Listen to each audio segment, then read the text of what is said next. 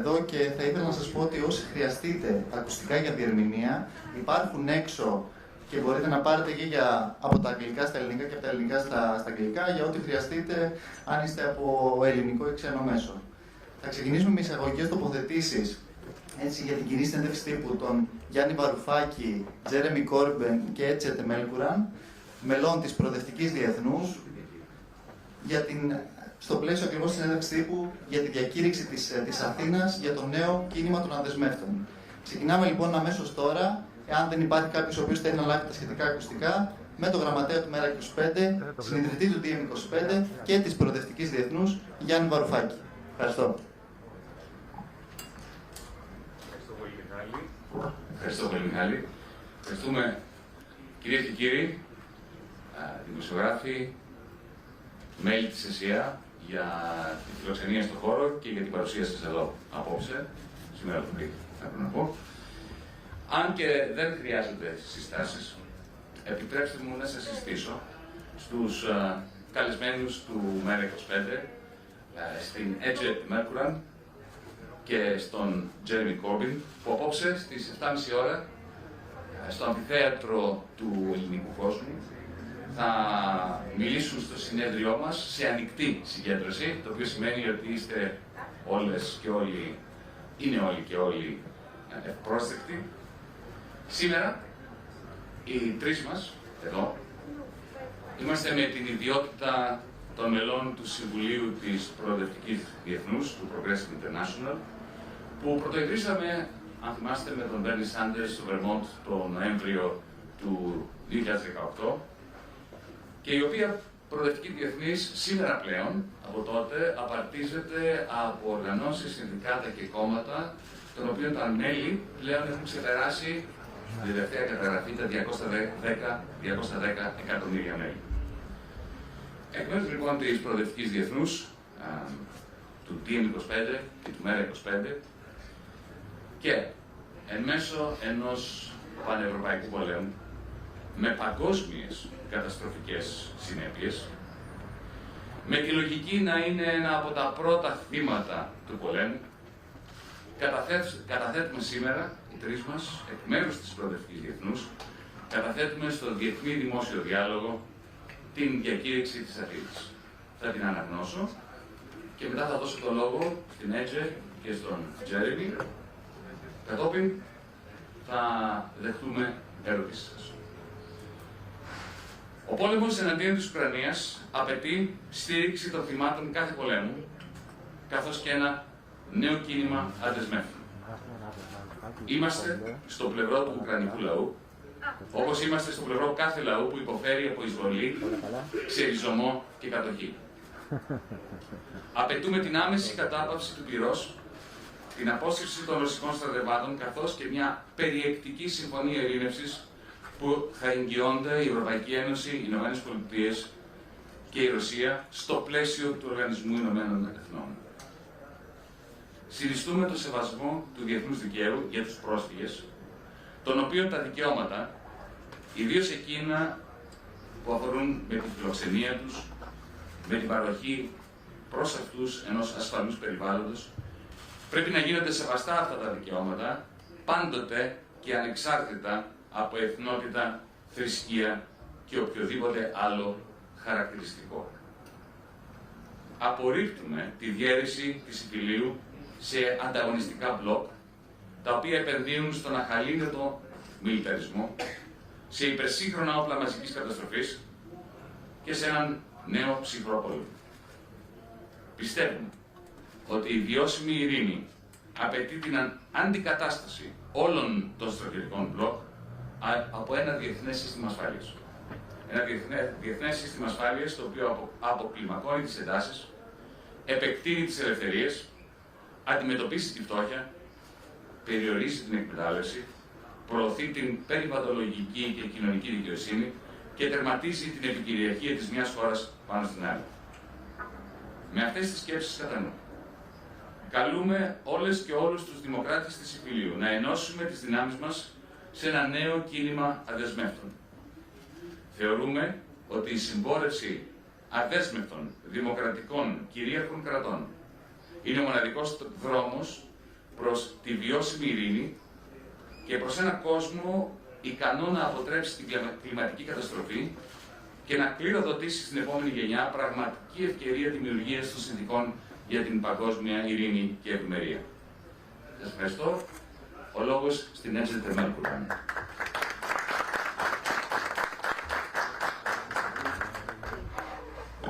Thank you, Giannis.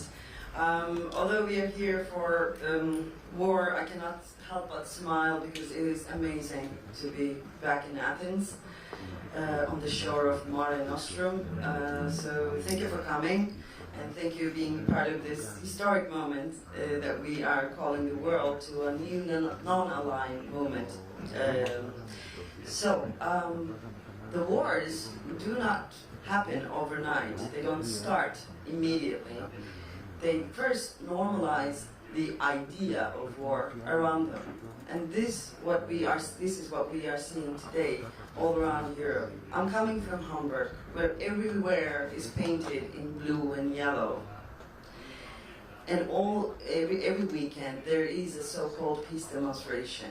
But these peace demonstrations are not really for peace, but it is calling Europe to a pan-European war. We are actually closer to war, an all-out war, than we'd like to think. War was a word that belongs to a documentary, black and white documentary, a few years ago. But now, war in Europe is back again. And this time, we are also dealing with fascism. And fascism, like war, does not happen overnight. It is not like bad guys coming to town and beating up the good guys and taking the power.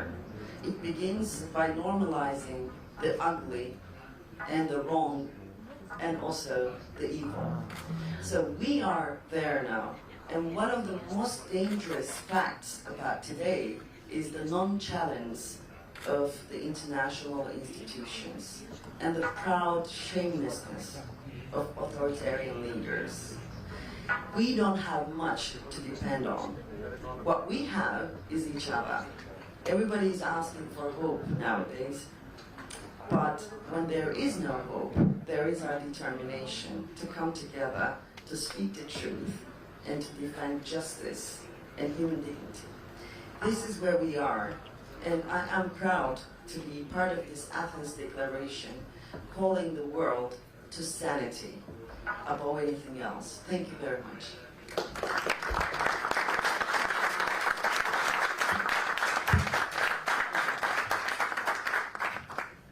Thank you very much, Jeremy Corbyn, Member of Parliament from Britain and a member of the Council of Progressive International.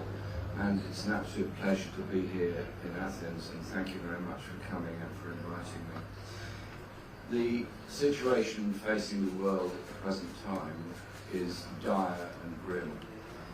The Russian invasion of Ukraine is absolutely wrong under any circumstances, and it must be universally condemned.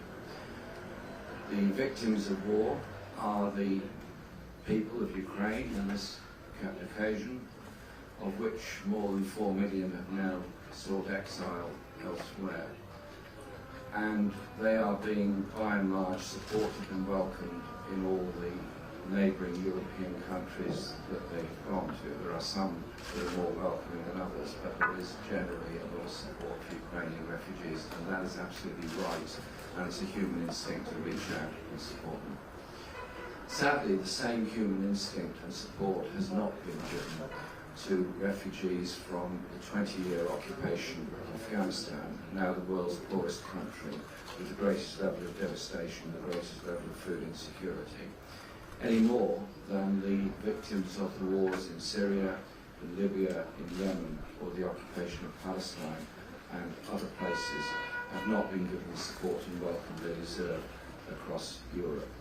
And so you then have to ask yourself the question, where does all this lead to? The horrors of the war in Ukraine are taking life, are devastating the place, the country, the towns, the cities, and the people, and also now threatening the world's food supplies. And it's the poorest people in the Middle East and North Africa that will face it first, with the loss of wheat supplies from which their bread is made. And of course energy costs are going up all over the world as a result of it. The economic devastation of this war will have a massive effect on the global economy.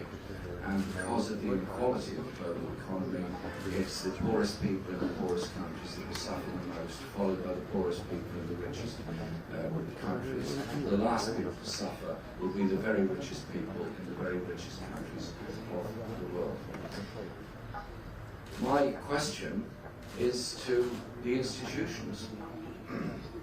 The language, as Ece and Yanis have just explained, the language that we're receiving from many of the world's leaders and much of the world's media is unrelentingly about war, where armchair generals take over in TV studios all around the world and only ever discuss this in military terms.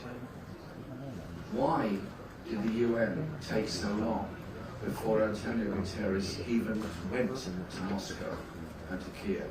Why were they not involved from the very beginning to try to bring about a ceasefire and ensure that there is some kind of process that can bring about peace and security for the future? And so the point we're making in this declaration today is that if the world just goes on in developing into more and more military alliances, greater and greater levels of expenditure on armaments and weapons of mass destruction, you then have to ask yourself, every $1 million spent on major armaments is $1 million not available for schools, not available for hospitals, not available for housing, not available to feed the very hungriest in the world. Has the pandemic taught us nothing about global inequality and global insecurity? So our plea today is for an urgent and immediate ceasefire where all of the world's leaders demand it, and as has been pointed out in this declaration, a future security arrangement guaranteed by all of the world's major powers as a step towards a more peaceful world. We had that opportunity in 1990-91 when the Soviet Union broke up and the Warsaw Pact ended. Sadly, that opportunity was only grasped half-heartedly at that time. This is a dangerous time. If the world goes on in this direction, the war will...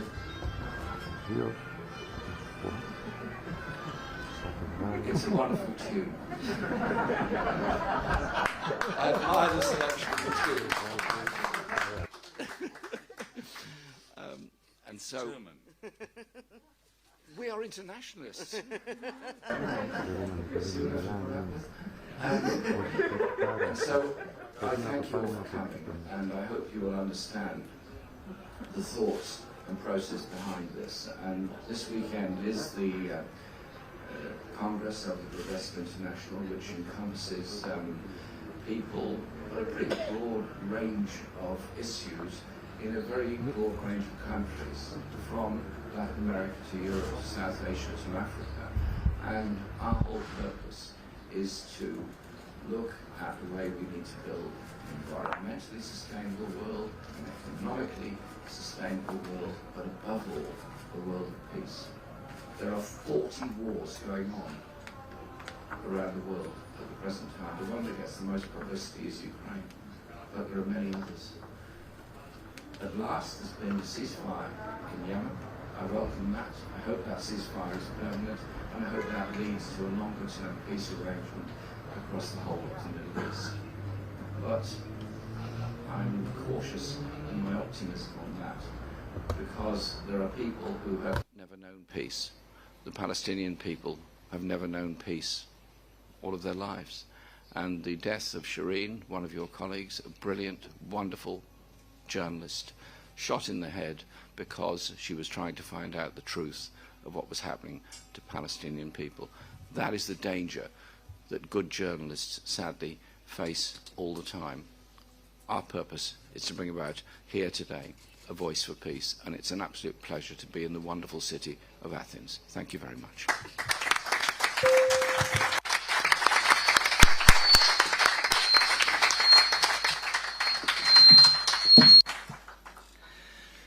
Thank you, dear comrades. Ευχαριστούμε, Γιάννη.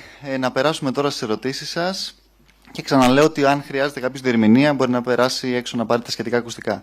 Βλέπω ότι ο κύριος Μποτώνης θέλει από την ΕΡΤ να κάνει μια ερώτηση.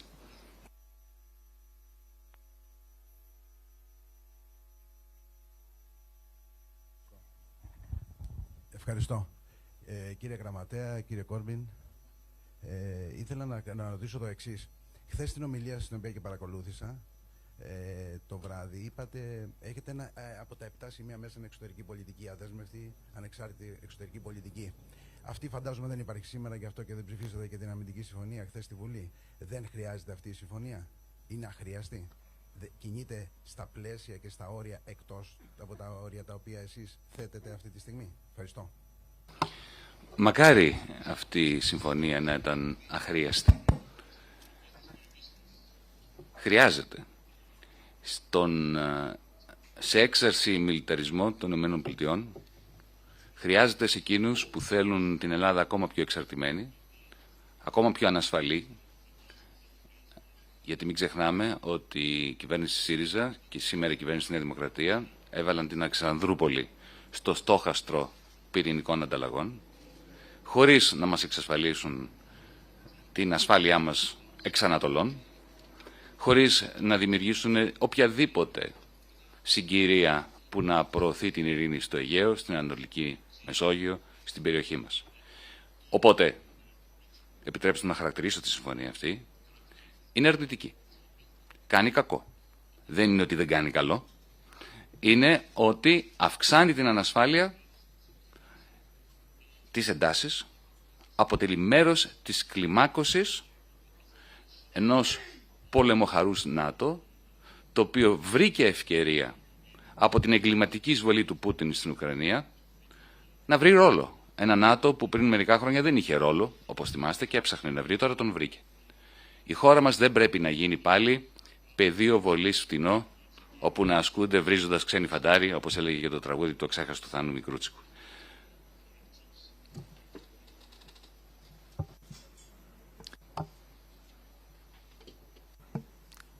Υπάρχει κάποιος άλλος, κάποια άλλη που θέλει να ρωτήσει? Ο κύριος Χασανδρινός από το NGR. Ευχαριστώ πολύ. Προς τον κύριο Κόρμπιν η ερώτηση. Παρόλο που η Βρετανία δεν είναι πλέον μέλος της Ευρωπαϊκής Ένωσης, έχετε παρακολουθήσει τις εξελίξεις στην Ευρώπη. Ποια είναι λοιπόν η γνώμη σας για την κατεύθυνση που έχει πάρει η Ευρωπαϊκή Ένωση? Ευχαριστώ. Britain is obviously no longer a member of the European Union, and the relationship with Europe obviously is a very important one. My position was always and is that Britain should have a close and effective working relationship with the European Union, and personally and in the last general election campaign I believe that we should be looking for a customs union with Europe in order to ensure that trade and so on continues.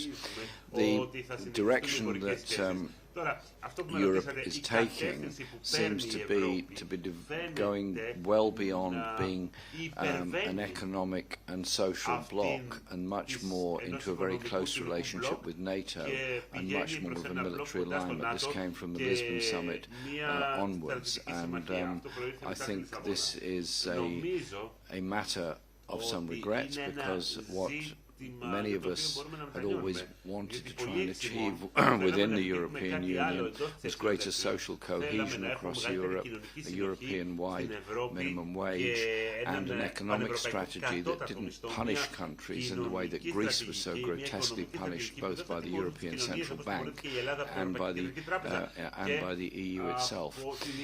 Britain, under Boris Johnson, it's often quite hard to decipher exactly which direction he thinks he's going, because one day follows another, and in his statements, he's always talking about the role of global Britain, and at the same time then does quite a lot to damage relations with other countries around the world. I want us to have a close relationship and be a force for good and a force for peace in the world. But I have to say, the most recent statements by the government in respect of human rights and rights to assembly within our country are very damaging. Britain was a signatory and a participant, indeed the author of the 1948 both Universal Declaration of Human Rights and the European Convention on Human Rights, and indeed it was many British judges that took a great deal of trouble to draft that whole statement. The government, despite its promises in the past not to repeal our Human Rights Act, is proposing to do exactly that now, and that will, I believe, leave us far short of the protections offered by the European Convention on Human Rights for all citizens in all member states of the Council of Europe, which obviously goes well beyond the European Union. I myself am actually a member of the Council of Europe. So, in short, there are many of us in Britain who are very determined to defend that tradition of universal human rights and justice and oppose the repressive police bill legislation that's now going through and the planned British Bill of Rights, whereas I believe we should stick to the Universal Declaration of Human Rights. Human rights are a universal concept, not a solely national concept. Άλλη ερώτηση. Η κυρία Ράλη από την Εφημερίδα των Συντακτών.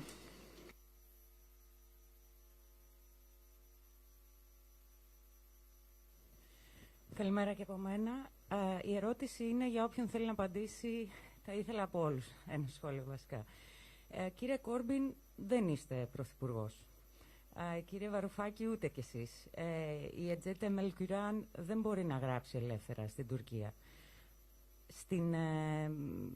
Στην Γαλλία παραλίγο να είχαμε τη Λεπέν πρόεδρο. Στην Ελλάδα έχουμε τον Κυριάκο Μητσοτάκη. Και στην Τουρκία έχουμε τον Ερντογάν. Αυτό που θέλω να πω είναι ότι παρότι ακούμε πολύ ωραία προτάγματα, συγκεκριμένες λύσεις, όχι μόνο από εσάς, από διάφορους, δεν είστε στην εξουσία. Δεν είστε εσείς που παίρνετε τις αποφάσεις. Και όχι μόνο εσείς, γενικότερα στην Ευρώπη. Την έκανα την ερώτηση και γι' αυτό αποφάσισε ένας κόσμος.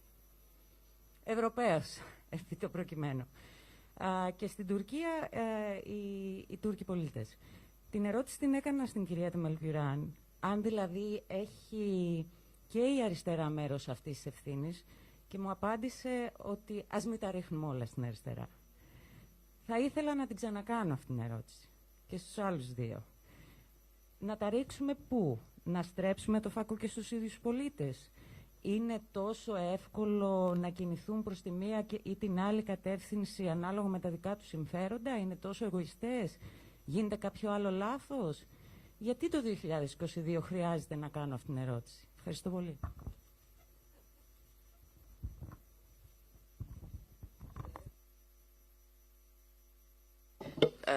Excuse me, I couldn't hear your name. Ναι, συγγνώμη, δεν άκουσα το όνομά σας.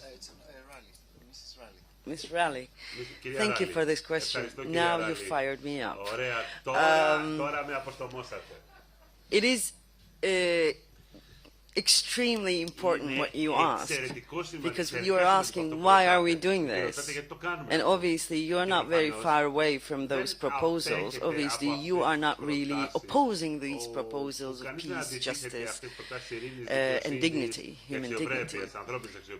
This morning I was thinking about this because I was thinking of three of us suffered from a lot of hatred, a lot of anger, and we are still trying to do this, like many of you probably, because you're journalists and you are going for the truth, and truth almost has no place in this world today. So why are we doing this? Why are we making ourselves suffer? Is this a moral choice? Is this a political choice? I'm asking myself this, repeatedly, because, as you know, I'm not living in Turkey anymore because the place has become insane and fearful, and for several other reasons you all know very well. We looked at, for ages, for thousands of years, there have been people around Mare Nostrum, around Mediterranean, seeing this sea turning into bloodbath. We are going through one of those times, and like every other crisis, this one crystallizes the good and the evil in humankind. Why do we want to be on the side of the good, the rightful, and the peaceful? Because we have no other choice. The other side, one, too boring, and second, it is beyond unbearable. So this is more than being a political choice. Actually, it's a moral choice, because we know that unless we do this, we cannot sit on the side of Mediterranean and laugh together without any concern. In order to be humans, in order to stay human, we are doing this. And you are right. It seems like a hopeless situation today in the world. There is almost no hope. That is why in the beginning I said, when there is no hope, there is you and me. That's it. And we are getting there, I think. There is no institution we can depend on. There is no, very powerful political organization we can depend on. That's why we create one. We create Progressive International. And maybe the word power is not the right word. We might not be powerful, but we are strong and we are right. And we do this because we cannot do otherwise. I am a leftist because I cannot be otherwise. I defend the human dignity because I cannot be otherwise.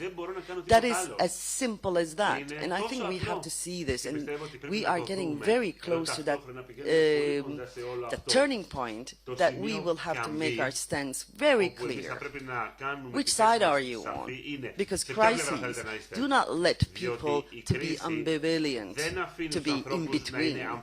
So you will have to choose. We will have to choose. We are on the side of the good. We are on the side of the right. We are on the side of the just. It doesn't matter if you're going to win or not. We don't need the certainty of victory. We just need to be this because we cannot be unhuman. Thank you.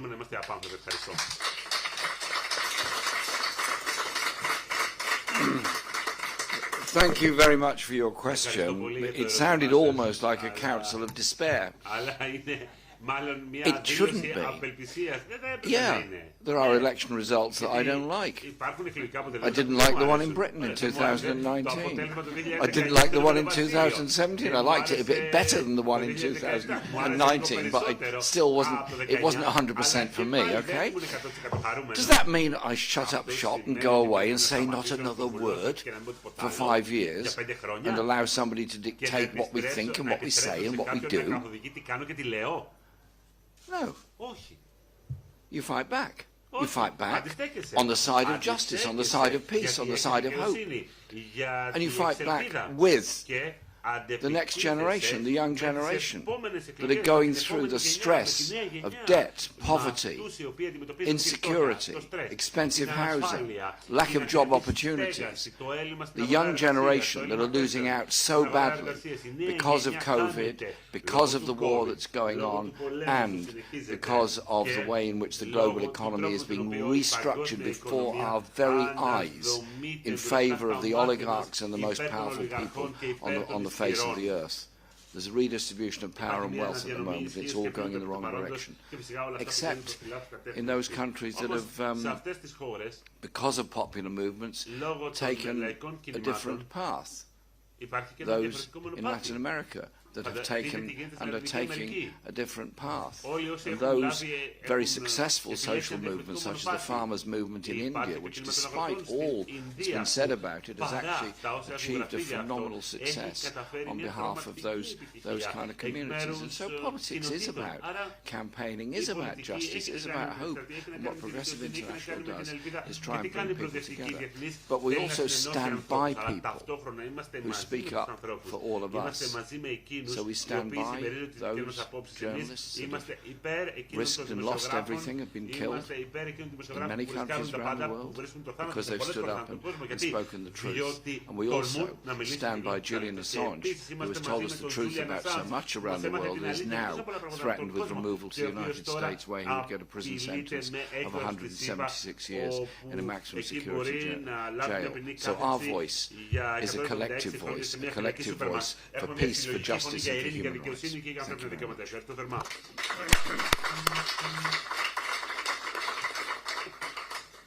Η δική μου απάντηση, κύριε Ράλη, θα είναι πολύ πιο σύντομη, γιατί όλα υπόθηκαν. Και θα βασιστεί σε κάτι που είχε πει ένας πολύ αγαπημένος μας άνθρωπος, αγαπημένος μας, του Τζέρεμι και εμένα, ο Τόνι Μπεν, που είχε πει ότι όπως δεν υπάρχει τελική νίκη, δεν υπάρχει και τελική ήττα. Επιτρέψτε μου να προσθέσω σε αυτό, εφόσον μετά από μία ήττα δεν χαρακτηρίσεις το σκοπό για τον οποίο πάλεψες αυταπάτη. Επιτρέψτε μου και μια άλλη προσέγγιση μεθοδολογική.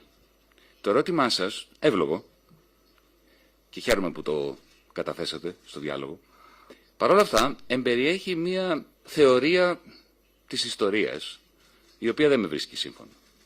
Μια θεωρία της ιστορίας σαν αυτή που μαθαίναμε στα σχολιά, τότε που τα εγχειρίδια της ιστορίας τα έγραφαν χουντικοί.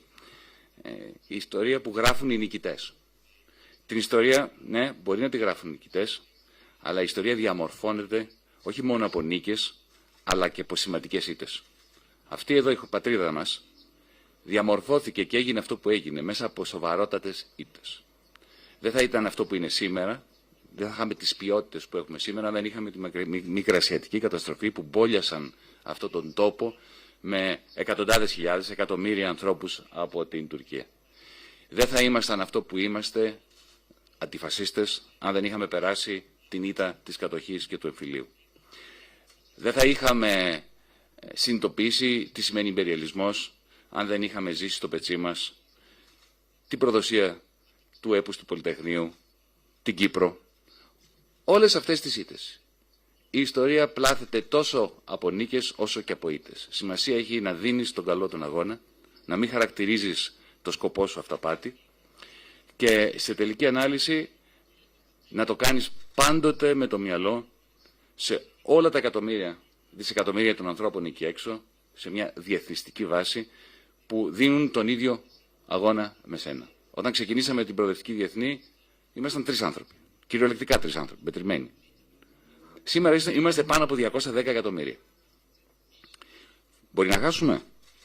Προφανώς και μπορεί να χάσουμε. Αλλά έτσι πορεύεται η ιστορία. Μέσα από σημαντικές μάχες που θα δίνουμε όσο αναπνέουμε.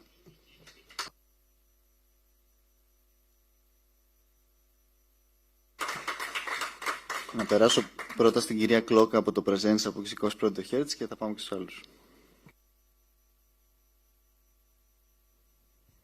Ευχαριστώ πολύ.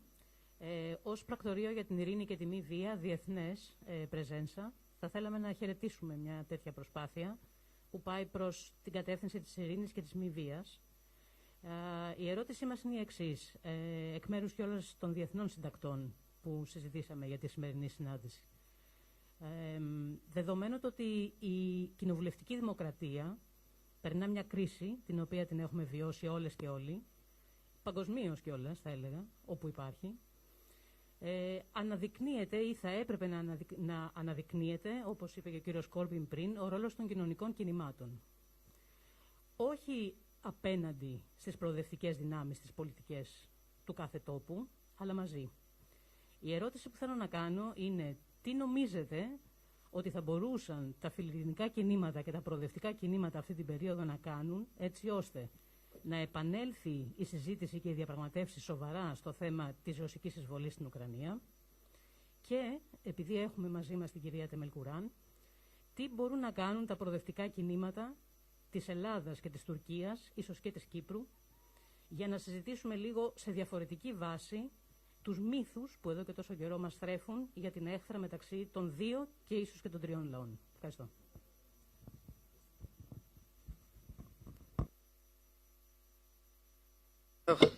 This is a very emotional topic. It has been so.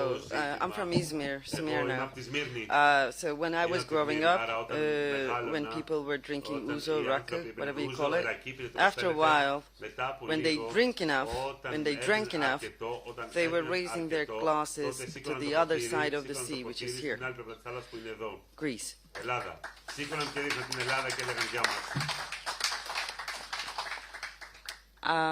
I worked about Kurdish issue, Armenian issue, Greece and everything.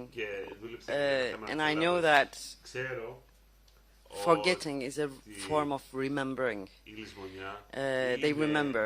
They just don't want to remember that they remember. This goes for all the bloody history of any country. What we can do as progressives to weave the stories together, to bring about, to create one story of pain and joy. I know this sounds a little bit naive considering the real political situation, but then we shouldn't be afraid of being naive, because all the good things come from those dreams that we dream without the fear of being ridiculous. I know, you know, and I know that there are many people, both in Greece and Turkey, who think that these countries should be the best friends. They are too afraid to talk, not only because of fear of oppression, fear of hostility, but also fear of being naive. I think we have to get rid of that fear, first of all. And as Gianni said, there is no final defeat, and you have to fight the good fight. Not only because it's the right thing to do, but also there is immense joy in it. There is the joy of standing for the truth. Not many people talk about this. They always talk about how we suffer because we're defending the truth, how we suffer because we're defending the dignity or justice or peace. But they rarely talk about how we feel happy, like deeply elated, when we are together with friends, with the determination of doing the right thing. So I think we have to speak about the joy of telling the truth and being on the side of the truth. This is something I think the progressives all around the world need today. Because the young generation, as Jeremy told already, growing up with a dangerous question. They are asking themselves, does humankind deserve to exist at all? Because they're seeing these horrible scenes constantly, and they are aware that the planet is going to vanish. So they do not believe to fight for the good, to fight for the truth. They don't see the reason, and I understand them, because nobody tells them about how joyful it is, actually, to do something political, and to do it with friends, and to do it for the right reason. This is something we all need, I think. We're all exhausted on both sides of the Mediterranean, both Turkey and Greece. We've been through a lot. We have been through a maddening last, I don't know how many decades, few decades have been really maddening. Britain has only experienced it for like 5 years. United States experienced it only for 4 years, and with horribly inadequate politicians, We have been through this for the last, how many decades, I don't remember, this maddening cycle of fascism, this entertaining, almost entertaining form of fascism. So we have to give ourselves some credit. We are still here and we are still fighting.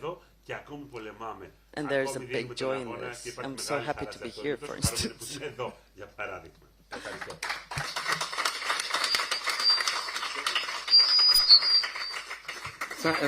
Thank you very much. I have the honour and pleasure to represent my community in my constituency in London, Islington North. There are probably 70 to 80 different languages spoken in my community. There are people from all over the world who have made their homes in my constituency, and we have people of all faiths and none. And by and large, the community gets along pretty well together, and it's a cohesive, vibrant place. It must be very popular because everybody wants to come and live there, which is great. We also have significant communities from both northern Cyprus and the Greek-speaking southern part of Cyprus. We have Cypriots from living in my area from 1974 onwards, and indeed I represented part of Haringey, which was where a very large number of Cypriots came to after the Turkish occupation of the north in 1974. We also have successive generations of Kurdish people that have come at different times, from Marash in central Turkey, Alevi Kurds. We have Kurds that have come from Iraq and from Syria and from Turkey in considerable numbers. And their pain is real, their pain is obvious, and they're all searching for solutions. The solution of an end to the partition of Cyprus, for a community built on the respect of the traditions of both the Turkish Cypriots and the Greek-speaking Cypriots, likewise the Kurdish people for their identity, which was essentially destroyed by legal fiat in 1923, and they're still searching for that level of identity. And so it is about giving people their opportunity, their self-respect and their self-expression that is so important in all this, and that's got to be the right way forward. But instead, for too long in many countries, we've had incredibly repressive governments. You've had the generals in charge in Greece. Before that, you had the Nazi occupation, and between those two, you had the civil war. It was popular unrest and popular uprising that got rid of the generals and moved to a system of much greater democracy, as at various times in Turkey, exactly the same thing has happened. And so our voice has got to be one where you give people their identity, their self-expression, understand their history and their cultural background, and our children grow up understanding the joy of a diverse world, not an ultra-nationalist world.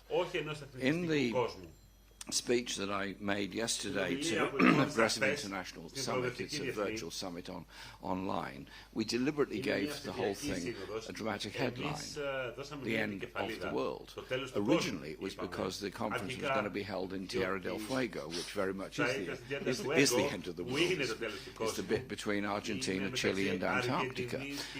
Anyway, COVID etc. meant we couldn't hold it there, so we held it online but kept the title. And the title is as it says, and in my contribution I've set out the crucial issues facing this planet are global inequality, global food insecurity and the impending environmental disaster. Free market economics, nationalism and war will not solve any of those problems. Those problems will only be solved by collective action, by a direction of peace, of sustainability, of understanding where our history comes from and giving hope to the next generation, not to turn in on each other, but to turn out to the world to try and bring about that peace. It's not easy to do, it's not always very popular to do it, but it's got to be done. That's why we're doing it. Thank you.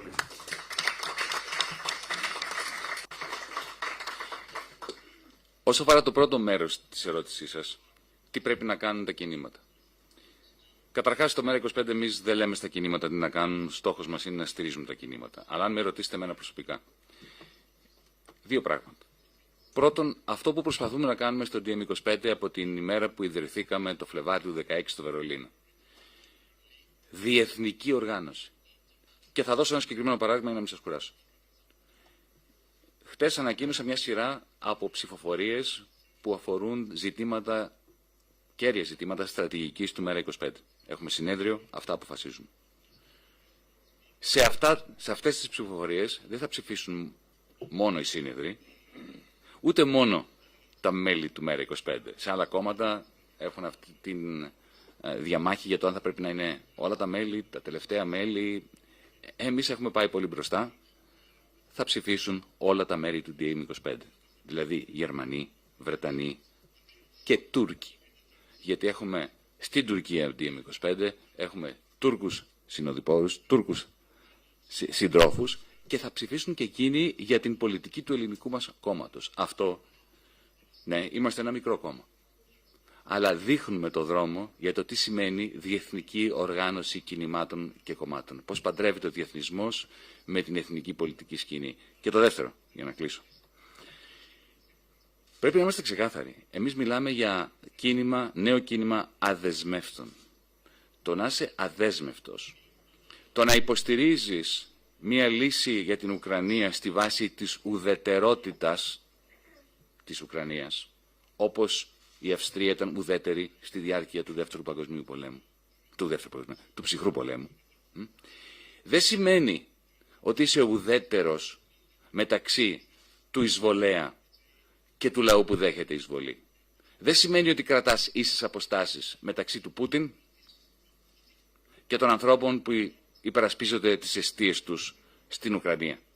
Σημαίνει ότι θεωρείς ότι η καλύτερη αρρωγή στα θύματα της εισβολής δεν είναι η πριμοδότηση του ΝΑΤΟ, δεν είναι η ενίσχυση και άλλων των στρατιωτικών μπλοκ και των ανταγωνισμών μεταξύ τους, δεν είναι ένας Αμερικανός πρόεδρος ο οποίος ανεύθυνα μιλάει για την σύλληψη του Πούτιν και την εκδίκασή του και έτσι τι κάνει? Θέτει εκτός πλαισίου της πραγματικότητας μια πραγματική ειρηνευτική διαδικασία που θα οδηγήσει σε μια ουδέτερη, ανεξάρτητη Ουκρανία. Δεν είναι αυτό που κάνει ο Γιώζεφ Μπορέλ, για παράδειγμα, ο υπεύθυνος υποτίθεται για την εξωτερική πολιτική της Ευρωπαϊκής Ένωσης. Ένας κύριος τον οποίο δεν ψηφίσατε, ούτε εσείς, ούτε εμείς, ούτε κανένας. Θεώρησε σκόπιμο ο ίδιος να πει τι? Ότι πρέπει, λέει, να κατασχεθούν τα αποθεματικά της Ρωσικής Κεντρικής Τράπεζας και με αυτά να ξαναχτιστεί η Ουκρανία. Μια ενδιαφέρουσα πρόταση. Ανόητη, αλλά ενδιαφέρουσα. Ανόητη γιατί πρώτον μιλάει για κλοπή. Τα αποθεματικά της Ρωσικής Κεντρικής Τράπεζας είναι της Ρωσικής Κεντρικής Τράπεζας. Μπορεί να σ' αρέσει, να μην σ' αρέσει η Ρωσία, ο Πούτιν, αλλά η Ευρωπαϊκή Ένωση ξαφνικά αποφάσισε ότι είναι πολιτική της η κλοπή των αποθεματικών μιας κεντρικής τράπεζας. Και αν το αποφάσισε, πώς το αποφάσισε? Ο κύριος Μπορέλ μόνος του? Δεν καταλαβαίνει ότι με αυτή την δήλωση ουσιαστικά καθιστά αδύνατη την πρόταση που κάποιοι από εμάς θα υποστηρίζαμε. Για παράδειγμα, η Ουκρανία να είναι μέλος της Ευρωπαϊκής Ένωσης, αλλά όχι του ΝΑΤΟ. Γιατί όταν ο υπεύθυνος της Ευρωπαϊκής Ένωσης λέει κάτι τέτοιο, ουσιαστικά είναι σαν να λέει στον Πούτιν, Ευρωπαϊκή Ένωση και ΝΑΤΟ το ίδιο συνδικάτο. Αυτό δεν το είπε ο Ανδρέας Παπανδρέου, το είπε ο κ. Μπορέλ προχθές, ουσιαστικά. Με άλλα λόγια, η ουδετερότητα δεν σημαίνει ίσες αποστάσεις για τα κινήματά μας, για το κίνημά μας. Το να είμαστε αδέσμευτοι σημαίνει να είμαστε αδέσμευτοι. Ούτε Πούτιν, ούτε ΝΑΤΟ. Και στο πλαίσιο των οργανώσεών μας, είτε είμαστε στην Προοδευτική Διεθνή, είτε είμαστε στο DM, ψηφίζουμε και συμμετέχουμε διεθνικά και συμμετοχικά, είτε είμαστε Έλληνες, είτε είμαστε Τούρκοι, είτε είμαστε Βρετανοί.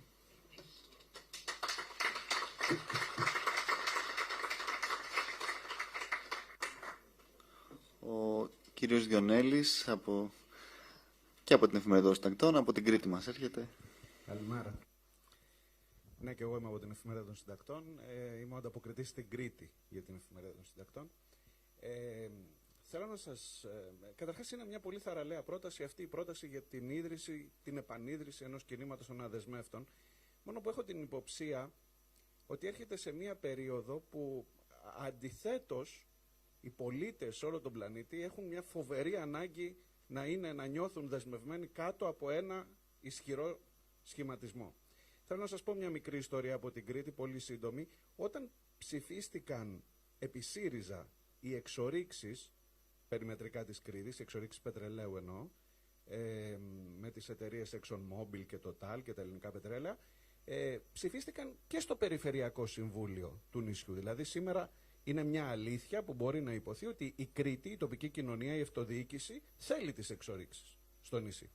Και μάλιστα ψηφίστηκαν και από ανθρώπους που ισχυρίζονταν ότι εκπροσωπούσαν την αριστερά μέσα στο Περιφερειακό Συμβούλιο. Και το επιχείρημα το φοβερό ήταν ότι ψηφίζοντας τις εξορίξεις και φέρνοντας τους Αμερικανούς, τις αμερικανικές εταιρείες, την ExxonMobil, άρα φέρνεις και την Αμερική, φέρνεις και το ΝΑΤΟ, φέρνεις και την Ευρωπαϊκή Ένωση και άρα είσαι προστατευμένος απέναντι στον κακό Ερντογάν, κόβεις και το σύμφωνο με τη Λιβύη, το τουρκολιβικό που είναι εκεί κοντά στα σύνορά μας και άρα αποκτάς ένα γεωστρατηγικό. Δηλαδή θέλουμε να ανήκουμε και επειδή θέλουμε να ανήκουμε σε ένα μεγάλο σχηματισμό και δυνατό, ψηφίσαμε και τις εξορίξεις.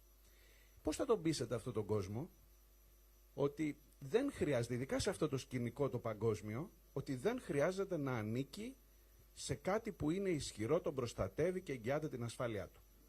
Και μια δεύτερη ερώτηση, ειδικά για τον κύριο Κόρμπιν.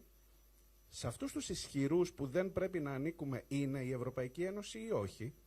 Στο θέμα του Brexit, κύριε Κόρμπιν, νομίζω η στάση σας δεν ήταν τόσο θαραλέα όσο είναι σήμερα στο να υπάρξουμε αδέσμευτοι. Δεν ξέρω αν έχει υπάρξει απάντηση, αν εκείνο το δεύτερο δημοψήφισμα, αν είχατε αναλάβει, γινόταν, τι θα ψηφίζατε τελικά. Δεν ξέρω αν θέλετε να πείτε σήμερα. Είναι η Ευρώπη σε αυτούς τους θεσμούς που δεν πρέπει να ανήκουμε με αυτή τη λογική των αδεσμεύτων? Ευχαριστώ πολύ.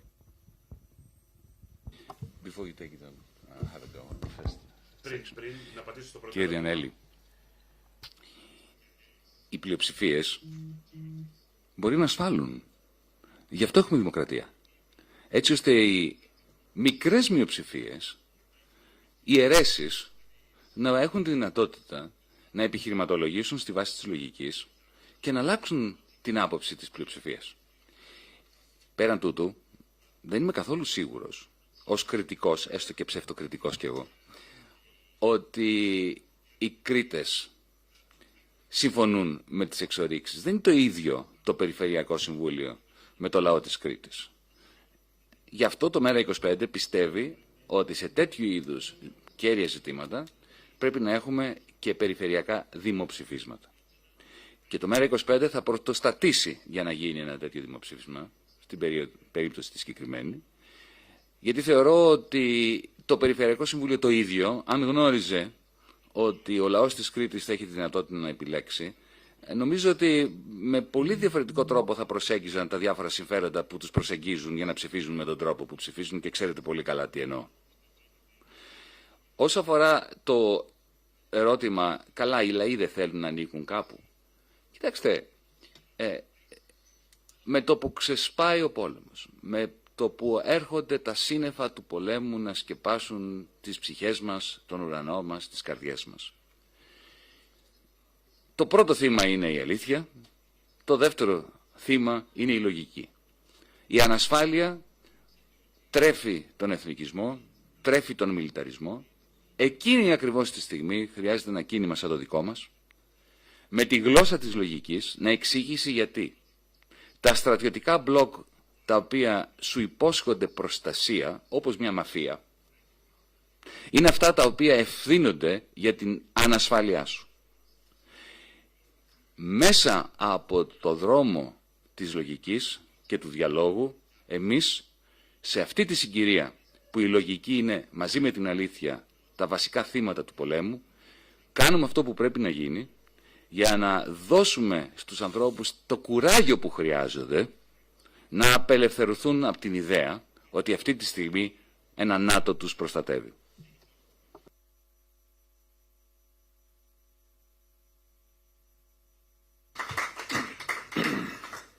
Thank you for your question, and it's lovely to hear somebody from Crete. It's a wonderful, beautiful place, and I really enjoyed my last visit there. And I'd like to go again if I'm welcome. Thank you. Your question about EU membership and my role in it, thanks. In the referendum of 2016, which was called by the David Cameron Conservative government, but supported pretty widely eventually in Parliament to hold the referendum, I put forward the case on behalf of the Labour Party for remain and reform of the European Union. I challenged the EU on some of its very undemocratic practices. I challenged the EU on the power of the central bank independent of political control. And I challenged the EU on the question of limitations of state funding and the promotion of privatisation. I didn't challenge the EU on the question of social justice or social cohesion, and indeed supported the Party European Socialists manifesto, which included the question of a Europe-wide minimum wage and minimum living standards in order to reduce the aggressive flow of capital around Europe, which is designed to exploit people in certain countries. And so we put forward that proposal in the referendum. The referendum result was what it was, 52 to 48, for leaving the European Union on the basis of some complete nonsense spoken by Boris Johnson of £350 million a day or something that was going to Europe, that could go into the National Health Service. We're still waiting for that to happen. And a number of other things that happened in that referendum. Then, after that, as leader of the Labour Party, I was faced with a very difficult situation. 60%, almost two-thirds of Labour voters voted to remain in the European Union. 40% voted to leave, predominantly in post-industrial towns in the Midlands and the North that had seen no investment, that had seen a decline in living standards, loss of major industries, loss of trade union membership as a result of that, reduction in social cohesion in many places, and they just felt very angry about everything. When I was challenged about this position by other socialist leaders in Europe at the time, I said, don't be so smug about it. Exactly the same conditions exist in Italy, in Spain, in Germany, in France, in Greece, in Turkey, and so Turkey isn't in the EU, but other parts of Europe. Exactly the same conditions exist. It is about how you promote social justice. And so I tried to bring people together by saying, if you live in London and you're poor, you're up against it, you're in a private rented flat, you've got lots of problems, you probably voted Remain. Most people in London did. If you live in the north, you're living in exactly the same marginal conditions. You probably voted Leave. Is the EU responsible in both places for it, or is it the economic policies and directions of the British government? And I put forward the Labour proposals, which were about investment, were about National Investment Bank, were about redistribution of power and wealth. I tried to bring people together. What I said was we would negotiate our future relationship with the European Union. My preference was that we have a customs union outside of the European Union, which would have been perfectly possible. Indeed, I'd outlined that in my many meetings with Michel Barnier and others, and I felt that we could get an agreement on that. What I said was that at the end of that process, and this was a way of bringing my party and all the unions, trade unions that are affiliated to the Labour Party, and there are several million workers directly affiliated to the Labour Party through their trade unions, we would then put that to a referendum, and that the government's role would be to honestly put the arguments either for accepting the agreement we would have reached with the European Union or continuing with leaving the European Union. But that would be a genuine choice that we put there. And my role would be to ensure that the choice was there and genuine. I would do my best to get that sort of cohesive relationship with the European Union. Instead, we've had a government that won the general election in 2019 on lots of simplicity, now is faced with a complete crisis over Northern Ireland because when I pointed out to Boris Johnson in a debate in early December 2019, I said, you're not dealing with Northern Ireland honestly, you're going to create a border between Northern Ireland and Britain down the Irish Sea. So I think that's a no, but I'm not sure. And that's exactly what's happened and exactly what the problem now is in Northern Ireland. And so I put the case forward as honestly as I could, because the real issue that faces all of us is social injustice, social inequality, loss of aspirations for young people, and the environmental crisis that we all face, and that is why I put forward the proposals I did, and I stand by them. My job was to try to unite my party, and I have to say, for all those in my party that now have a different version of events, I just remind them that at the huge Labour Party conference in September 2019, they all voted for that. Every one of them. You realize you are doing a disconcertingly good imitation of Boris Johnson.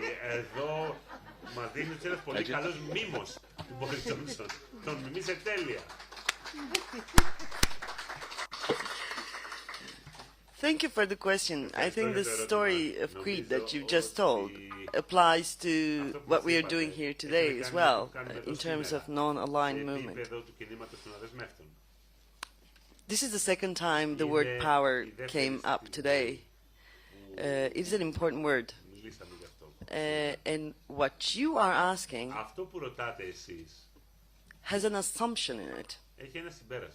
And the assumption is humans have to survive. Neoliberalism is such a tricky thing. It has been with us actually for a very short time, but somehow we forgot what was before this, what was before 1970s, how people felt, how people thought, how people politically acted, and so on. And neoliberalism did something to us which is almost invisible.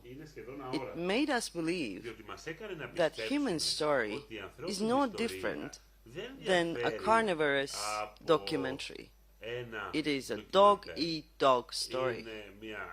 Somehow we agreed with this without even noticing. So we now think like a neoliberal. We think that humans survive and they do whatever they need to survive. And in order to survive, they take shelter in power with the powerful, even if the powerful is in the wrong. But actually that definition of human is wrong, because people survive, humans survive, by creating beauty. And in our case, we have to create political beauty. What is beautiful? I mean, like, it's in the air. I'm in Athens, so I'm philosophizing. Logic is beautiful. The truth is beautiful. Telling the truth is beautiful. What is right is beautiful. So what we are trying to do here is rejecting to be part of the two powerful bloc, which are definitely in the wrong, and creating a third option, which is the political beauty. So this is what we do. And in order to do that, I think we have to reflect on how tainted our understanding of human is.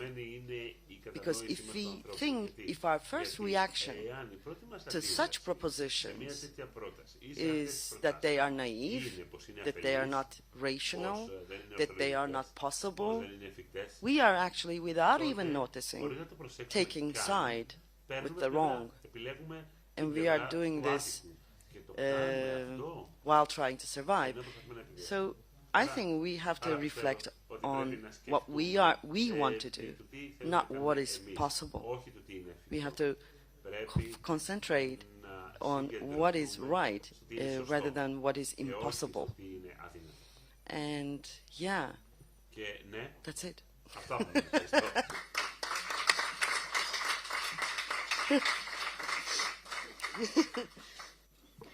Λοιπόν, πάμε στον κύριο Βενάκη από το ντοκουμέντο που σηκώνει ώρα το χέρι του και μετά συνεχίζουμε και με τους υπόλοιπους.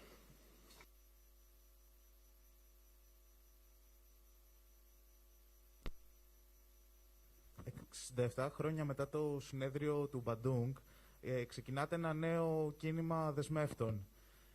Υπάρχουν ή πρόκειται να υπάρξουν κυβερνήσεις τις οποίες θεωρείτε ως φυσικούς ή πιθανούς συμμάχους? Θα είμαι πολύ σύντομος αυτό. Αυτό εξαρτάται από τους λαούς του κόσμου. Ήδη υπάρχουν κυβερνήσεις στη Λατινική Αμερική, να μην αναφερθώ συγκεκριμένα, όπου η προοδευτική διεθνής, έτσι κι αλλιώς, έχει στους κόλπους της, και αυτό είναι κάτι το οποίο μας ευχαριστεί ιδιαίτερα, μέλη της, τα οποία είναι πρόεδροι και υπουργοί και βρίσκονται στην κυβέρνηση. Η Ευρωπαϊκή Ένωση, δυστυχώς, ρέπει προς ένα νατοϊκό παραλήρημα. Βλέπουμε ότι χώρες που πλούτησαν, και όχι μόνο οικονομικά, αλλά και πολιτιστικά, τεχνολογικά, ηθικά, όπως η Σουηδία και η Φινλανδία, πλούτησαν ακριβώς επειδή ήταν ουδέτερες, όπως και η Αυστρία. Η ποιότητα της Σουηδίας, η ποιότητα της Φινλανδίας, η ποιότητα της Αυστρίας ήταν μεγαλύτερη μετά την λήξη του πολέμου, ακριβώς επειδή δεν συμμετείχαν στο ΝΑΤΟ. Δεν ήταν ότι ήταν μια δεύτερη επιλογή, ήταν το βέλτιστο για αυτές τις χώρες και το αποτέλεσμα είναι ότι ήταν από τις πιο προοδευμένες και πολιτισμένες χώρες. Βλέπουμε ότι και αυτές πέφτουν σε αυτή την παγίδα του νατοϊκού παραλυρήματος. Τώρα είναι η στιγμή για να ξεκινήσουμε ένα νέο κίνημα αδεσμεύτων. Θα εξαρτηθεί από τους λαούς της Ευρώπης αν θα καταφέρουμε όλοι μαζί, οι λαοί της Ευρώπης, να απεγκλωβιστούμε από αυτή την παγίδα της λιτότητας, από τη μία μεριά, που είναι ένας ταξικός πόλεμος στη λιτότητα, δεν είναι οικονομική πολιτική, ως οικονομική πολιτική είναι αποτυχημένη όπου έχει εφαρμοστεί, αλλά είναι ένας κλασικός ταξικός πόλεμος του μιλιταρισμού, από την δεύτερη του όψη και από την τρίτη του όψη της μανιώδους επίθεσης, μανιώδους αντεπίθεσης της βιομηχανίας ορυκτών καυσίμων, οι οποίοι έχουν αδράξει την ευκαιρία του πολέμου της Ουκρανίας και αυτή τη στιγμή επιτίθονται στον πλανήτη Γη με εξορυκτικά πλάνα, τα οποία τα υποστηρίζει ο κ. Μητσοτάκης, τα οποία αν τελικά ευοδοθούν, πλάνα τα οποία δεν έχει ανάγκη η ανθρωπότητα από πλευράς ενέργειας, οι ανανεώσιμες πηγές ενέργειας είναι το μέλλον μας, αν ευοδοθούν θα έχουν εγγυηθεί ότι η θερμοκρασία του πλανήτη θα ξεπεράσει, η αύξηση της θερμοκρασίας του πλανήτη θα ξεπεράσει τους 2 με 2,5 βαθμούς, το οποίο σημαίνει ουσιαστικά απόλυτη ανθρώπινη καταστροφή.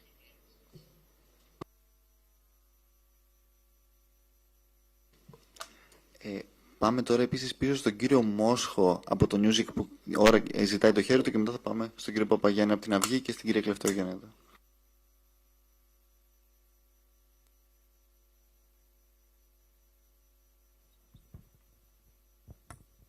Κύριε Βαρουφάκη, για σας μια ερώτηση.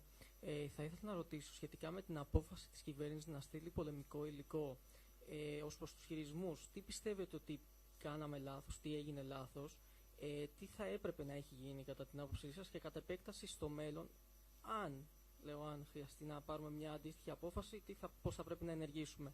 Ευχαριστώ. Όλα έγιναν λάθος. Δεν έπρεπε να έχουν στείλει αυτά τα C-130. Πρώτον, δεν βοήθησαν κανέναν. Δεν νομίζω ότι ενισχύσαμε τους Ουκρανούς μαχητές. Δεύτερον, την επόμενη μέρα ο κύριος Ζελένσκι βγήκε και ευχαρίστησε τον κύριο Ερντογάν. Και διπλωματικά να το δεις, ήτανε... Yeah, what do I show you? I'll show Corbyn. Τρίτον, ουσιαστικά τι ήταν? Ήτανε μία δήλωση του κυρίου Μητσοτάκη προς την Ουάσιγκτον ότι είμαι ξέφραγο αμπέλι σας. Είμαι yes man. Μπορείτε να βασιστείτε πάνω μου.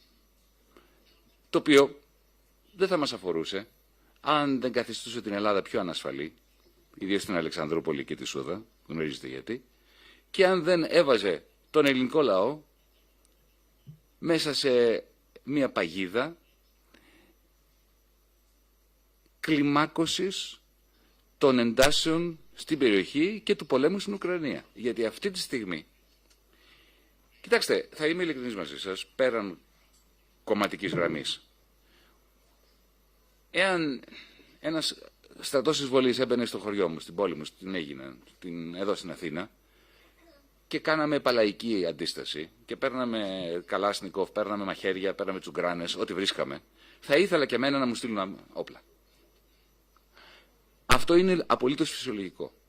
Όμως αυτή τη στιγμή έχεις ένα ΝΑΤΟ, στο οποίο ο κύριος Μητσοτάκης μέσα από αυτά τα C-130 που έστειλε δηλώνει υποτέλεια. Έχεις ένα ΝΑΤΟ το οποίο είναι διατεθειμένο να θυσιάσει και τον τελευταίο Ουκρανό για να μεγιστοποιήσει τις πωλήσεις του υγροποιημένου αερίου από το Τέξας στην Ευρώπη, τις πωλήσεις των οπλικών συστημάτων από την Αμερική στη Γερμανία, η οποία δεν είναι και στον πόλεμο έτσι κι αλλιώς και έχει δηλώσει ότι δεν θα μπει στον πόλεμο, άρα είναι εκτός θέματος έτσι κι αλλιώς. Είναι διατεθειμένοι να θυσιάσουν και τον τελευταίο Ουκρανό, οθώντας ένα λαό ο οποίος πραγματικά δέχεται μια απαράδεκτη εισβολή, μια εγκληματική εισβολή, στην αίσθηση ότι μπορεί να κερδίσει τον πόλεμο. Μεγάλη νίκη του ουκρανικού λαού είναι ότι δεν του πήραν το Κίεβο. Από εκεί πέρα πρέπει να κεφαλαιοποιηθεί αυτή η νίκη για να υπάρξει μια ειρήνη. Όταν του λένε θα πάρετε τη Μόσχα, ουσιαστικά θυσιάζουν τον ουκρανικό λαό. Η καταγγελία μας, η καταγγελία εναντίον του ΝΑΤΟ, είναι ότι θυσιάζουν τον ουκρανικό λαό για να βρει λόγο ύπαρξης στο ΝΑΤΟ και για να μεγιστοποιηθούν τα κέρδη των πετρελαιάδων από το Νέο Μεξικό και από το Τέξας και των παραγωγών οπλικών συστημάτων.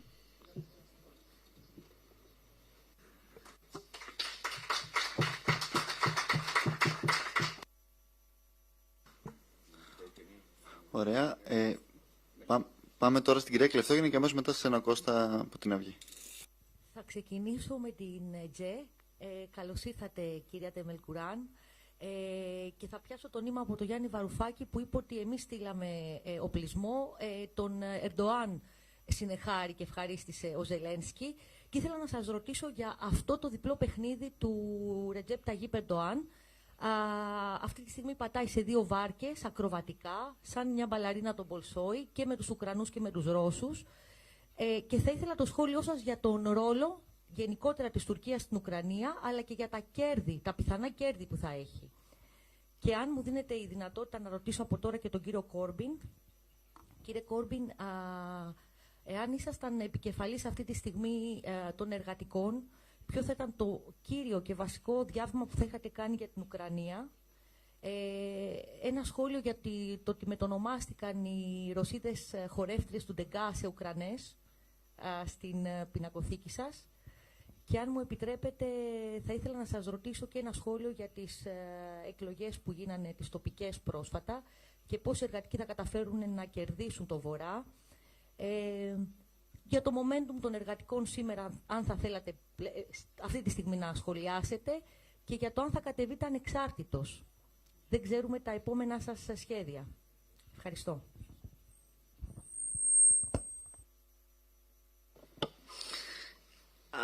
Jeremy told about Boris Johnson the same something, saying that you cannot know his ideological perspective because the compass is changing every day. I think this goes for every authoritarian leader today in the world, including Erdogan. You don't know what his or their political goal is. They change it every day because their only political goal is to stay in power. Not staying in power means being, imprisoned because of international law and so on and so forth. So, his position, not Turkey's position, but his position is like a, he's running the country like a store. So he feels like he owns this store. So whatever would benefit that store on daily basis, he makes his decisions accordingly. So you know that Turkey has close ties to Ukraine in terms of sending weapons, and also to Russia. We are pretty much economically tied to Russia. So I hope Erdogan is as intelligent as he thinks of himself, because he is, competing with a former KGB agent who has been running Russia for the last almost 30 years now. So this is what I should say about this, and nothing more.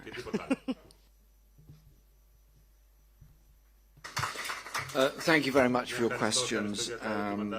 2 points, really. On the Ukraine, I have always believed there has to be dialogue between Russia and Ukraine, and there has to be condemnation of the human rights situation in Russia. And indeed, at a time when Tony Blair and others were taking President Putin to the opera in London, there were 2 Labour MPs who were standing on the streets with the Chechen people at that time, and that was Tony Benn and myself. Our consistent condemnation of human rights abuse in Russia goes back to the Yeltsin era as well as the Putin era, and at the same time the British Conservatives were very happily receiving massive amounts of generosity and largesse from Russian oligarchs who basically stole the assets of the Soviet Union on the breakup of the Soviet Union. And so there's a kind of poetic justice in seeing various legal forces chasing oligarchs' yachts around the world to try and tie them up and take them away. I'm not sure what they're going to do with these yachts when they've got them. I suppose you could turn them into sort of outdoor pursuit centres for inner city children or something like that. But that would be more useful than them doing nothing. But so that was always my position. And as I said in my earlier contribution, I think it is beyond regrettable that the Security Council did very little, that the General Secretary of the UN did very little, and only, as I said, went to Moscow very, very recently. At some point, there's going to be a ceasefire. At some point, there's going to be a conference and negotiation. At some point, there's going to be discussion of the future. All wars end with some kind of ceasefire and some kind of conference. Sadly, the longer the war goes on, the more people are killed, the more people forced into refuge, the more buildings destroyed, and the greater the insecurity to the world's food supplies come as a result of that. It is very, very urgent, not just for the poor people of Ukraine and the refugees, but also for the rest of the world, that this fighting ends quickly and we move on to some kind of longer-term security arrangement between Ukraine and Russia. That has to happen. On your question about the Labour Party in Britain, exactly a week ago today, or yesterday rather, we had the local elections in Britain. In most parts, not every part of the country, most parts of the country, and in my own area, Labour, which I was campaigning with all over my constituency last week, won 21 of the 24 council seats that were elected from my own community, and I was proud to support my local comrades in that campaign. I am a member of the Labour Party. I am not a member of the parliamentary group, and it's a completely illogical position. And I should be restored to membership of the Parliamentary Labour Party. That's what a lot of members of the Labour Party want. That's what my local Labour Party wants, and I think it should happen quick time. So maybe you can pass that message back to anybody you bump into. Thank you very much.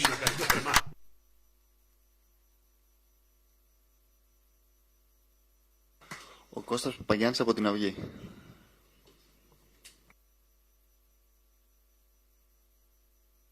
Κώστα, σήκωσε λίγο. Ναι, γεια σας. Αναφερθήκατε, το ξέρουμε όλοι, ότι υπάρχει μια πορεία της Σουηδίας και της Φιλανδίας προς το ΝΑΤΟ και γενικά ένας μιλιταρισμός σε διάφορες ευρωπαϊκές χώρες. Παρ' όλα αυτά, αρκετές από αυτές τις αποφάσεις παίρνουν σχετικά προοδευτικές κυβερνήσεις και στη Σουηδία και στη Φιλανδία και στη Γερμανία λίγο πολύ, στη Δανία κτλ. Οι προοδευτικοί διεθνείς πώς απαντά σε αυτό το πράγμα? Διότι φαντάζομαι ότι αυτοί οι άνθρωποι έχουν κάποια λαϊκή βάση πάνω στην οποία παίρνουν αυτές τις αποφάσεις. Και ο Μπόρις Τζόνσον έχει λαϊκή βάση. Δεν είναι προοδευτικός, είπε. Να συζητήσουμε τι σημαίνει προοδευτικός. Νομίζω ότι η κέρια λέξη που χρησιμοποίησατε στην ερώτησή σας ήταν το σχετικά. Είπατε έχουν σχετικά προοδευτικές κυβερνήσεις. Δεν υπάρχει κάτι τέτοιο για μας. Είναι βαθιά αντιδραστικές κυβερνήσεις. Η σοσιαλδημοκρατία στην Ευρώπη έχει πάψει να είναι αυτό που ήταν και έχει πάψει να είναι αυτό που ήταν για βαθιά δομικούς λόγους που έχουν να κάνουν με τη δομή του εκμεταλλευτικού συστήματος του καπιταλισμού. Είναι μια μεγάλη συζήτηση, δεν είναι για αυτή τη στιγμή. Για εμάς τουλάχιστον στο ΜΕΡΑ25, με το ξέσπασμα της κρίσης του 2008, αλλά και πριν από το ξέσπασμα της κρίσης του 2008, οι τέως προοδευτικές δυνάμεις τις οποίες αναφερθήκατε ήταν υπεύθυνες για τη δημιουργία του πλαισίου της γενικευμένης λιτότητας. Τον ταξικό πόλεμο που είναι η γενικευμένη λιτότητα δεν τον εξαπέλυσαν οι χριστιανοδημοκράτες στη Γερμανία, τον εξαπέλυσε το SDP, το Σοσιαλδημοκρατικό Κόμμα. Το ίδιο ισχύει σε πολύ μεγάλο βαθμό και για το Σοσιαλιστικό Κόμμα της Γαλλίας. Επί Φρανσουά Ολάντ είχαμε τη μεγαλύτερη συρρίκνωση των λαϊκών εισοδημάτων με συγκεκριμένη πολιτική λιτότητας του κ. Ολάντ. Το αποτέλεσμα είναι ότι δεν υπάρχει Σοσιαλιστικό Κόμμα στη Γαλλία σήμερα. Στην Ελλάδα, μια όπως θα τη χαρακτηρίζετε φαντάζομαι σχετικά προοδευτική κυβέρνηση μας έδεσε για πάντα στη φυλακή του χρέους, του Πασόκ. Οι διαχωρισμοί φιλελεύθερων ή φιλελεύθερων και σοσιαλδημοκρατών ίσχυαν πριν τη μεγάλη κρίση, το μεγάλο κράχ του 2008. Μετά από αυτό, τα τέως σοσιαλδημοκρατικά κόμματα, τα οποία εν πολλοίς βρίσκονταν στην εξουσία, και αν δεν ήταν ξαναμπήκαν στην εξουσία, όπως για παράδειγμα ο πρόεδρος Ομπάμα, ακριβώς μετά το κράχ του 2008, ήταν υπεύθυνα για τη δημιουργία διάφορων ειδών τρόικας, για την στιγνή μεταφορά τεράστιων ποσοτήτων πλούτου από τους πολλούς στους λίγους. Μην ξεχνάμε ότι ο Ομπάμα ήταν αυτός ο οποίος μαζί με Λάρι Σάμερς και την Γκάιντνερ μετέφεραν τις ζημιές της Wall Street στους ώμους των πιο φτωχών και το αποτέλεσμα ήταν, μας προέκυψε ο Τραμπ. Εμείς ως ΜΕΡΑ25, ως ΔΙΕΜ25, ως προοδευτικοί διεθνείς δεν στεκόμαστε στην ιστορία των κομμάτων τα οποία αποτελούν κυβερνήσεις σήμερα, δεν στεκόμαστε σε τίτλους και σε ταμπέλες. Σήμερα πρέπει να αποδεικνύεις την προοδευτικότητά σου με δύο τρόπους. Πρώτον, είσαι με την ρήξη ή είσαι με την επέκταση της απολυταρχίας μιας ολιγαρχίας η οποία αυτή τη στιγμή ούτε σύνορα έχει ούτε όρια. Δεύτερον, είσαι με τον πόλεμο ή είσαι με την ειρήνη. Τα συγκεκριμένα σοσιαλδημοκρατικά κόμματα της Σουηδίας και της Φινλανδίας έχουν θέσει εαυτόν εκτός προοδευτικού τόξου χρόνια τώρα. Και να σας θυμίσω, μιας και αναφέρθηκε και χαίρομαι πάρα πολύ γι' αυτό ο Τζέρεμι, στον σύντροφό μας, τον Julian Assange, ότι η σοσιαλδημοκρατική κυβέρνηση ήταν αυτή που λειτουργώντας ως ατζέντης του Πενταγώνου και της CIA κυνήγησαν τον Julian Assange, δεν του έδωσαν καν το δικαίωμα να απαντήσει στις κατηγορίες που του είχαν εκτοξευθεί εντός της Σουηδίας, χωρίς να του εξασφαλίσουν την εγγύηση ότι δεν θα καταλήξει είτε στο Guantanamo Bay είτε σε κάποιο Supermax, σε κάποια φυλακή Supermax στις ΗΠΑ. Τα σοσιαλδημοκρατικά κόμματα, τα οποία βρίσκονται πίσω από αυτές τις αποφάσεις, δεν συγκαταλέγονται σε αυτό που εμείς ονομάζουμε προοδευτική διεθνής.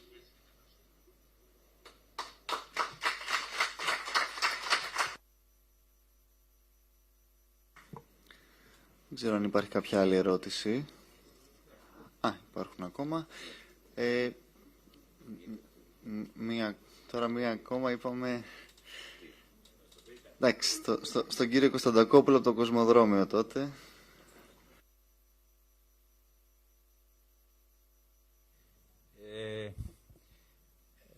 Αγαπητέ κύριε Βαρουφάκη, κύριε Κόρμπιν, κυρία...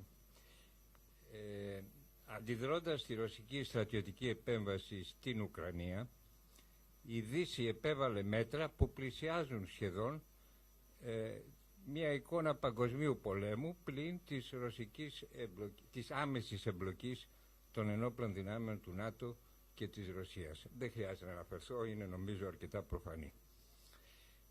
Ως δυτικός πολιτισμένος άνθρωπος αισθάνομαι ιδιαίτερη αγανάκτηση για την ρωσική εισβολή στην Ουκρανία.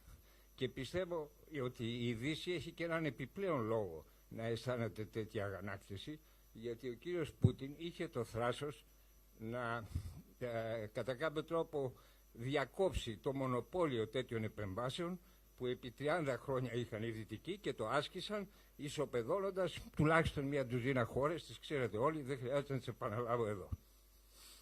Το πρόβλημα είναι ότι όλος αυτός ο εξοπλισμός της Ουκρανίας, όλα αυτά τα οικονομικά μέτρα που λαμβάνονται, δεν μπορούν να κάνουν την Ουκρανία να νικήσει, και αυτό το ξέρουν καλύτερα από όλους οι νατοικοί που τα έλαβαν.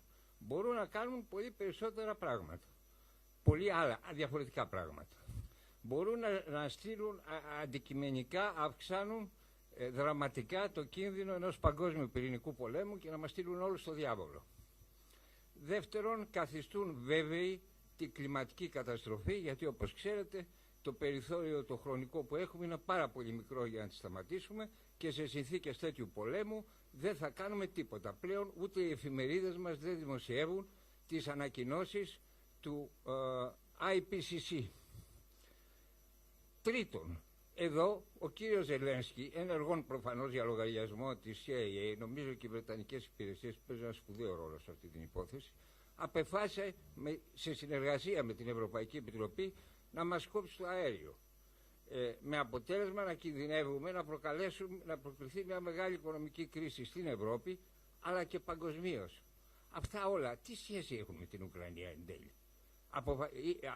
Ξεκίνησε ένας τρίτος παγκόσμιος πόλεμος, και ποια είναι ακριβώς η θέση της προοδευτικής διεθνούς? Εντάξει, να βρεθεί μια ειρηνική λύση στην Ουκρανία, να υπάρξει εκεχηρία, να αποσυρθούν οι Ρώσοι, αλλά στο μεταξύ πρέπει να καταστραφεί η ανθρωπότητα.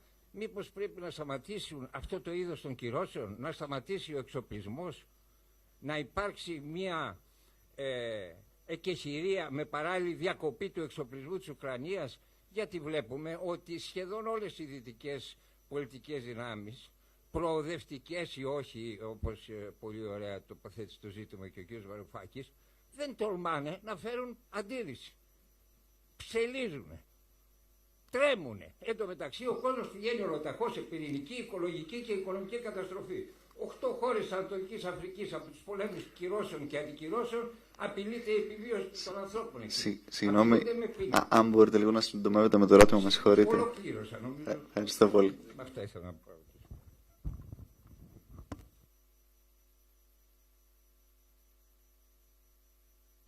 Thanks for your question.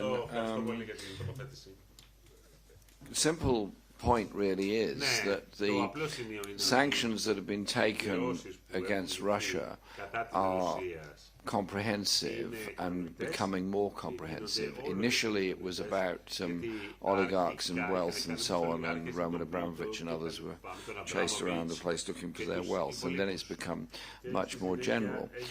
I understand the notion behind it all, and I fully understand why they're doing it.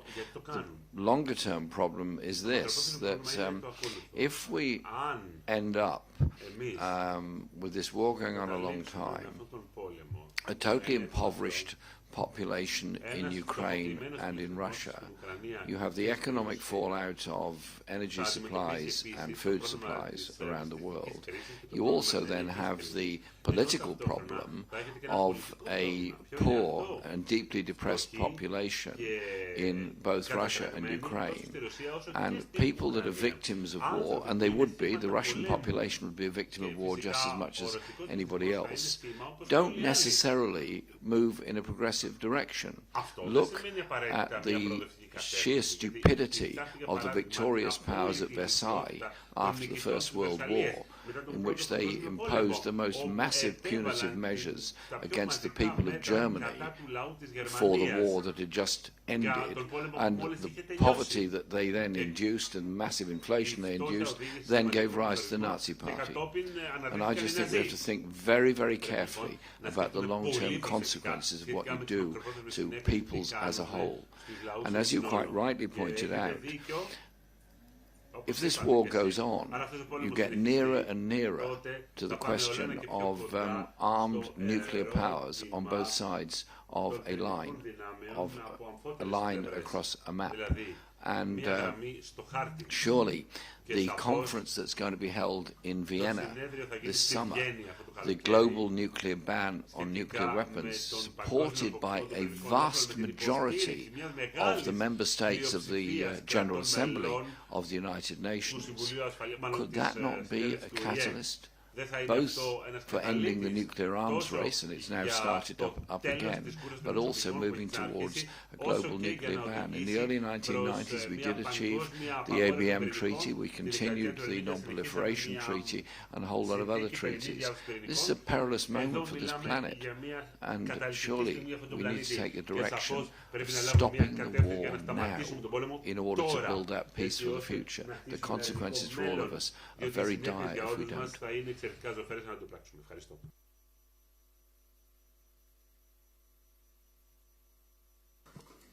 Και να πάμε και σε μια τελευταία ερώτηση, να με συγχωρέσει ο Χρήστος από τη Ρόζα ο νεότερος, αλλά να πάμε στον πρεσβύτερο, τον κύριο Μουζακίτη, από την εποχή. Ευχαριστώ. Ευχαριστώ. Θα κάνω δύο ερωτήσεις, πολύ σύντομες νομίζω. Η μία έχει να κάνει με τις εξελίξεις στη Γαλλία και το ενδεχόμενο της νίκης του Μελανσόν μετά από τη συγκρότηση της νέας λαϊκής ενότητας, δηλαδή όλων των προοδευτικών αριστερών κομμάτων κτλ. Και πόσο θεωρείτε ότι αυτό μπορεί να επηρεάσει τις ευρωπαϊκές εξελίξεις στο κοινωνικό, το οικονομικό, αλλά και επίσης το ζήτημα της κοινής εξωτερικής πολιτικής και άμυνας.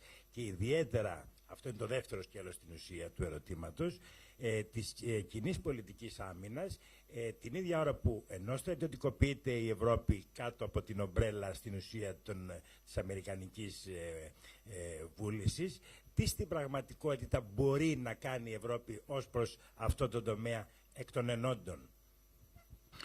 Το DM25 και το MER25 χαιρετίζουμε την επίτευξη συμφωνίας υπό την ηγεσία του Jean-Luc Mélenchon των προοδευτικών δυνάμεων της Γαλλίας. Και τα μέλη μας του DM25 στη Γαλλία θα στηρίξουν και στηρίζουν την καμπάνια για το βέλτιστο πιθανό αποτέλεσμα στις βουλευτικές εκλογές που έρχονται. Επιτρέψτε μου όμως να κάνω και μια μικρή ανάλυση. Δυστυχώς δεν είναι κάτι που προέκυψε λόγω προγραμματικής σύγκλησης, προέκυψε λόγω ανάγκης και προέκυψε λόγω ενός εκλογικού νόμου που τους επιβάλλει είτε την συνέβρεση μέσα σε μια τέτοια συμμαχία, είτε την εξαφάνιση. Ο φόβος ποιος είναι? Ότι επειδή είναι τόσο βαριά πλειοψηφικό το εκλογικό σύστημα στη Γαλλία, υπάρχει σημαντική πιθανότητα τελικά το ποσοστό των εδρών που θα εξασφαλίσει αυτή η συμμαχία να είναι μικρό. Και θα μου πείτε, MER25 έχετε 7 βουλευτές. Δεν είναι πρόβλημα το να έχεις μικρή κοινοβουλευτική εκπροσώπηση, εφόσον έχεις συνοχή και κοινό πρόγραμμα. Η έλλειψη κοινού προγράμματος σημαίνει ότι αν δεν καταφέρουν να έχουν την πλειοψηφία ώστε να εκλεγεί ο Μελανσόν πρωθυπουργός, θα διαλυθούν στα εξών συνετέθησαν. Και πάλι θα είμαστε εκεί που. Οπότε βλέπετε ότι τελικά ένας εκλογικός νόμος παίζει πάρα πολύ μεγάλο ρόλο. Εάν καταφέρει η αριστερή συμμαχία να κερδίσει την πλειοψηφία στη Βουλή, το οποίο το θεωρώ πάρα πολύ δύσκολο, πρέπει να σας πω. Ελπίζω, αλλά δεν το προβλέπω. Τότε μπορεί πράγματι να αλλάξουν πάρα πολλά πράγματα με τον μελλονισμένο πρωθυπουργό. Βέβαια θα έχεις μια μεγάλη σύγκρουση προέδρου και πρωθυπουργού. Θα είναι όμως μια προοπτική αλλαγών στην Ευρωπαϊκή Ένωση, την οποία εμείς τη θέλουμε, την ποθούμε και γι' αυτό τη στηρίζουμε.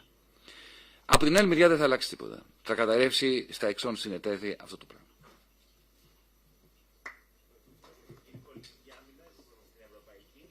Κοιτάξτε, κοινή πολιτική άμυνας ακούγεται πάρα πολύ ωραία.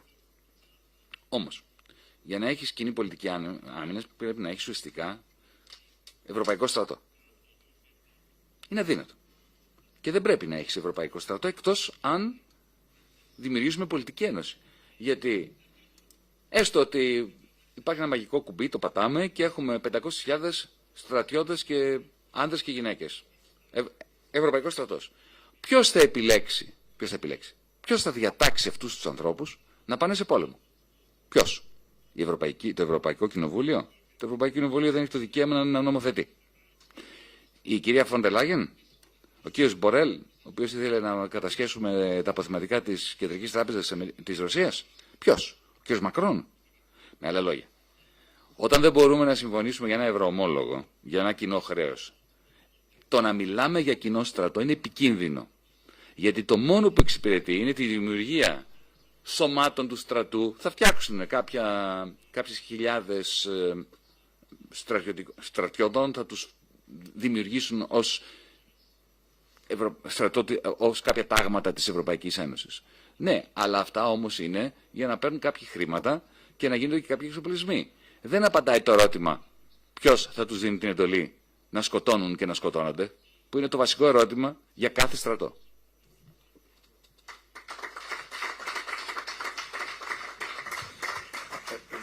Just briefly on the situation in France, I absolutely welcome the agreement that's been reached by the progressive and left parties in France and fully support Jean-Luc Mélenchon in his campaign to try and gain a majority in the National Assembly. And obviously I hope it works and we'll be sending our support to them because his will be a very important voice and a very important voice for a change in Europe and economic direction and strategy. And I'm very hopeful that will be successful. They're, after all, in the case of Britain, our very nearest neighbours, and we'll be giving all the help and support we can to them on that. I feel very sad at the result of the first round of the presidential election, when, unfortunately, all the parties of the left did not come to an agreement to support Mélenchon, and as a result, Le Pen, a known fascist, ended up receiving the nod to get her into the second round, and I feel dismayed is a low way of putting it, very modest way of putting it, at the fact that 40% of the French voters voted for a known racist and fascist in our society. Those people have got to be weaned away from that direction and offered something more hopeful. And I believe that the alliance that's been reached between the left parties does offer a different path, does offer some hope, does offer cohesion to the people of France in the future.